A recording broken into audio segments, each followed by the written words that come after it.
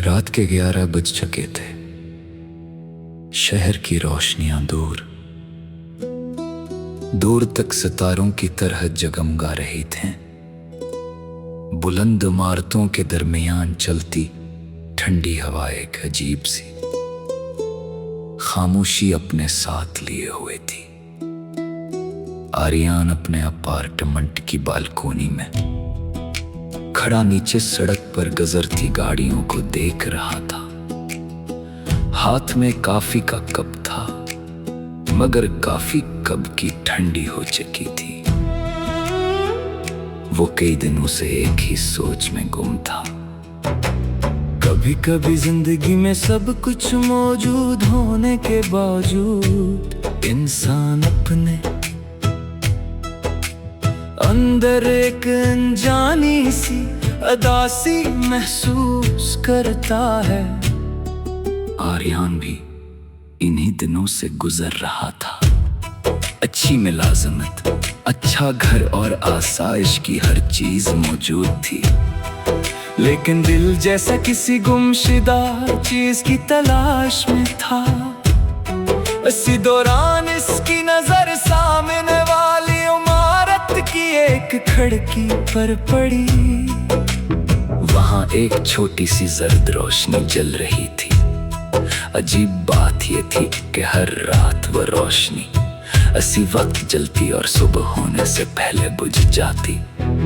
आर्यन कई दिनों से उसे देख रहा था।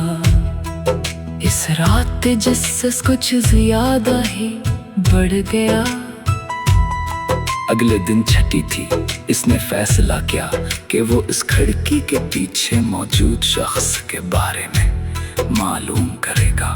सुबह वो सामने वाली इमारत में गया। चौकीदार से पूछने पर मालूम हुआ कि वहाँ एक बुजुर्ग खातून रहती है जिनका नाम सलमिया था। वो कई सालों से अकेली जिंदगी गुजार रही थी। आर्यन ने इनसे मिलने का इरादा किया। दरवाजे पर दस्तक देने के बाद अंदर से धीमी आवाज आई। दरवाजा खिला है, आ जाओ। वो अंदर दाखिल हुआ तो हैरान रह गया।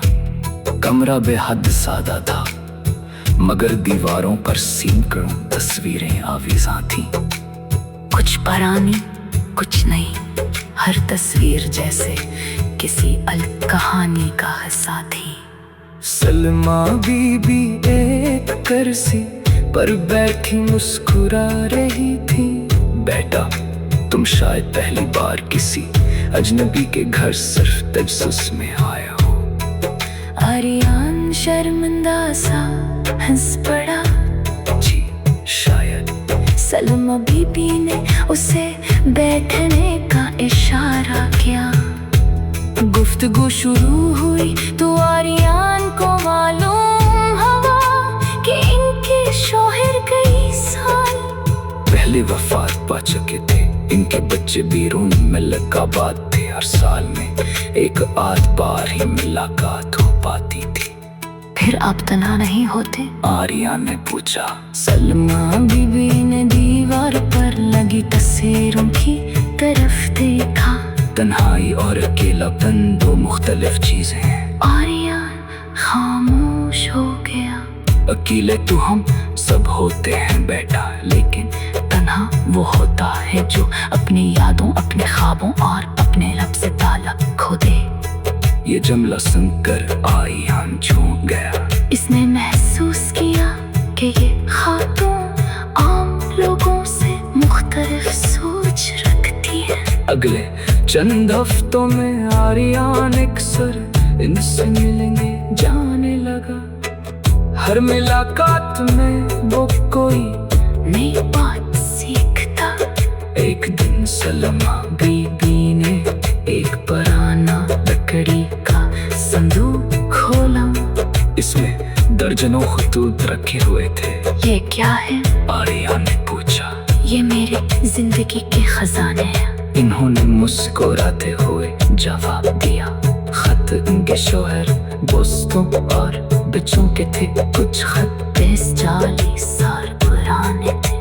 जब दिल उदास हो पाए तो मैं ये पढ़ लेती हूँ। आर्या ने हैरत से पूछा, इतने पुराने खत? सलमा बीबी हंस पड़ी, मोहब्बत पुरानी नहीं होती, सिर्फ वक्त पुराना होता है। ये अल्फाज आर्यन के दिल में उतर गए। एक शाम जब वो हंसते मामूल के घर पहुंचा तो दरवाजा बंद था।